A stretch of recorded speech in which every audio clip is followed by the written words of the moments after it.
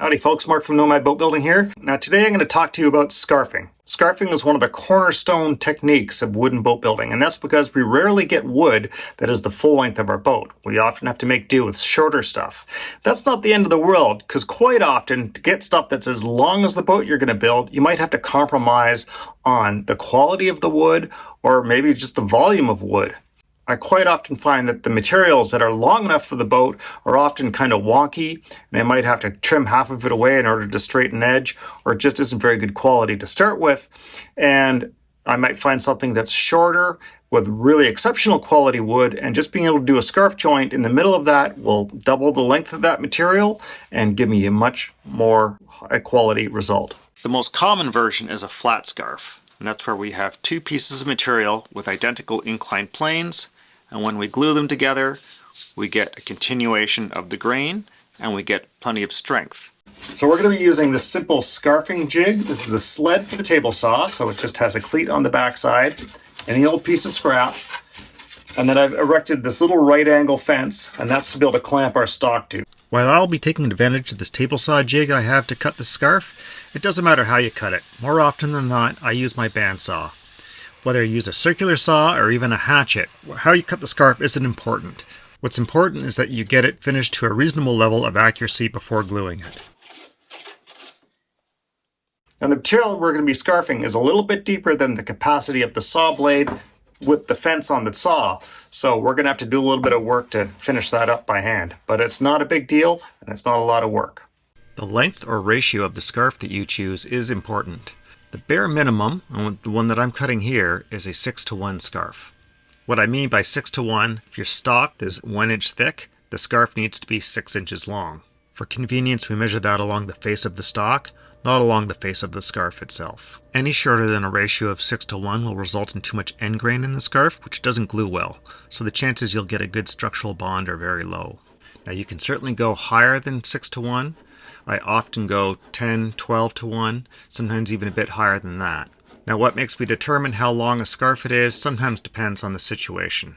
If I'm gluing plywood that's going to become planking or something like that, I tend to go with the shorter 6:1 or 8:1 scarf. For something that's going to take a lot of stress, like a spar, you're going to want to go quite long, maybe 20:1. More often than not, for things that I need to lengthen, gunnels, things that are going to be supported by other parts, I will often go with a 12:1 scarf because that's a comfortable length that tends to look good and has good structural qualities when you need to bend the part. This part is going to be a grounding shoe on a boat that I'm building. The portion of the boat that it lays on is relatively flat, and so I can easily get away with this shorter 6:1 scarf. Now, while a longer scarf might be more intimidating and sometimes a little more difficult to cut, they're far easier to fit because any variation in the angles between the two parts are less critical in a longer scarf. So I'm going to be using G-Flex to glue this up. And the reason I like G-Flex for this kind of thing because it's a tropical hardwood, which tend to be a little oily in their composition, even if it doesn't necessarily feel oily to your touch. So you should always give it a wipe down with a solvent. I've just used some alcohol, but acetone would be the best thing to use. And now I'm just going to mix up a small amount of G-Flex. And one of the reasons I'm using G-Flex for this, it's such a small joint that I don't want to use an epoxy that requires a pump system, like the regular West System 105, 205 product. So G-Flex is mixed with a 1:1, 50-50 mix. So by using a scale, I can be quite precise. Hey folks, I want to break in here real quick to let you know that I've been mixing this epoxy wrong up until now. I've always gone with 1:1 by weight because the instructions all told me that you mix it 1:1. Now I was talking with folks at the West System and they noticed that I was doing this and they pointed out to me that it should be 1.2:1. 1.2 of resin to 1 of hardener if you're mixing by weight.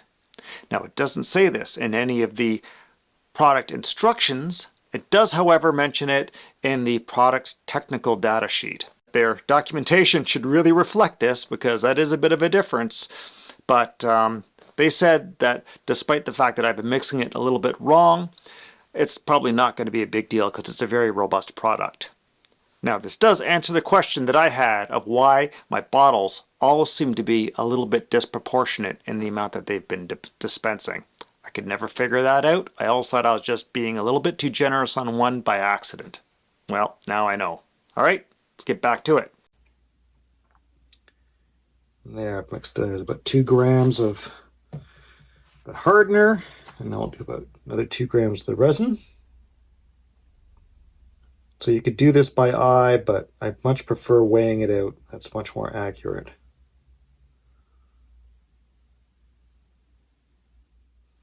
There we go. There's 2 grams of the resin. Now, of course, we want to mix thoroughly. Because this is such a small amount, we don't use my usual wand mixer.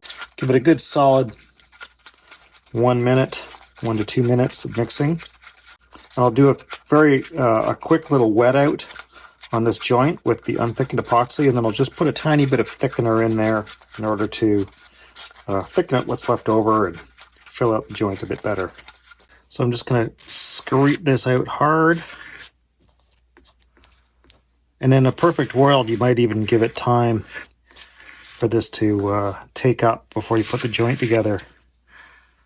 Give it, 15 or minutes or something like that, but that's not always the most practical thing to do.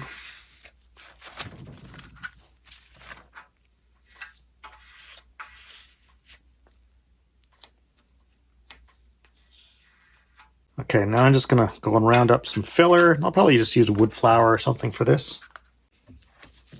Okay, I've taken the leftovers. I've added a little bit of wood flour. Wood flour, just sawdust really. I mean, I purchased it, but you can make your own. Get it out of your sander bag. But if you do that, you really should strain it.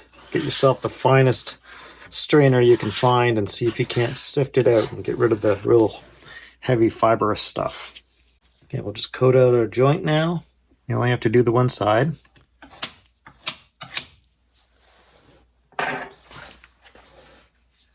We'll flop our top piece onto our bottom piece, and we want to hold back from the edge of that scarf joint just a hair.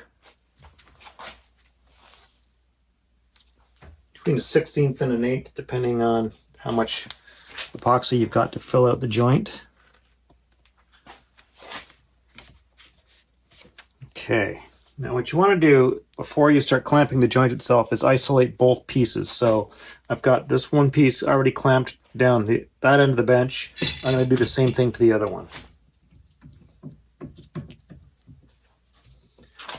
And by doing that, it's going to prevent this joint from sliding apart when I put pressure on the joint itself. All right, so this is also when we want to make sure we have good alignment between the parts. Clamp that down, and I'll just grab a straight edge and check that we have good alignment along here. That looks just fine. Okay. Now we're just going to put a little something over that joint, and we're going to put a backing block on this. So the backing block can be anything that's the full size of the joint. I'll just use this sanding block I have here. And I want to overlap the feather edge just a little bit. Okay, and then a small joint like this, you can probably get away with just one clamp. Just put the squeeze on there, and we just want to check alongside to see that we're getting squeeze out. See, we've got a nice little bit of squeeze out all the way across the joint, and we just want to just put enough pressure on there that we're getting some squeeze out both sides, hopefully without causing the joint to spit out all of its adhesive. One side, this is acting a bit funny here. Let's see what happens if I move my clamp a little. Yeah, I think we'll put 2 clamps on this one. Could be I've got a little bit of misalignment in my joinery, but that's why we like using epoxy, because it will make up for that easily.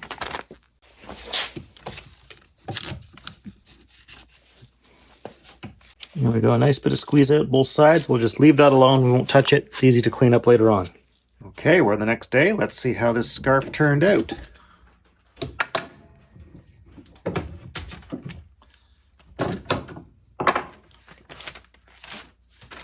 Beautiful. So when you pull back the top surface a little hair from your scarf lines, what that does is it allows a little bit of space for epoxy to fill, And in an ideal world, you'll end up with a nice flush surface because you'll get a little bit of a glue line right in through that little space. Now, if you screwed up and you ended up being a little bit low from the other surface, if you're smart, you'll have left your stock just a little bit thick to be thickness down again. Maybe you didn't, or maybe you just made it your finished thickness right away. There's always a good chance that you can get away with a 1/16 of an inch less material in your finished part regardless, and it probably won't make much of a difference. A little bit of shimming and adjusting, and you could probably get it right back to where you wanted it to without any ill effect. See, on the back side, that looks beautiful. It's exactly what we want to see. It's nice and even. On the top, we have a little bit of squeeze out here because I pulled my clamping block back a little bit, and that'll be just fine. So that'll clean up easily. We can sand it off. We could use a heat gun and scraper. We could even use a block plane. This G-Flex is fairly soft stuff. In fact, I can put my fingernail into it right now. And I could leave it later on. It'll harden up a bit more from where it is because it's been less than 24 hours. But for the most part, that's perfectly structural right now. Now, while I'm using a belt sander to clean up this particular scarf joint, more often than not, I just reach for a cabinet scraper. I find a cabinet scraper, especially a particularly hard one with a small hook, works really great for cleaning up epoxies. I like to make my own out of worn-out Japanese saw blades. I cut them down with an angle grinder, put whatever shape I want onto them, roll a burr onto the edge, and away you go.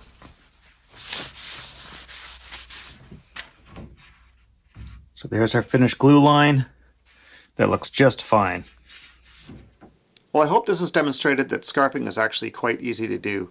The most critical part is laying out your joint accurately, and when it comes time to cleaning up those mating surfaces, err on the side of a hollow surface as opposed to a humped surface, because thickened epoxy will fill that hollow and create a perfectly sound structural joint. Now, of course, you don't need to use epoxy to glue a scarf together. You can use other adhesives, but thickened epoxy offers a lot of peace of mind and a lot of wiggle room for inaccuracies. Now, if you enjoyed this video, you're just getting started in boat building, you need a bit of guidance, please feel free to join me over on Patreon, where I offer all kinds of personalized support. You can find links in the corner or down in the description. All right, folks, we'll catch you later.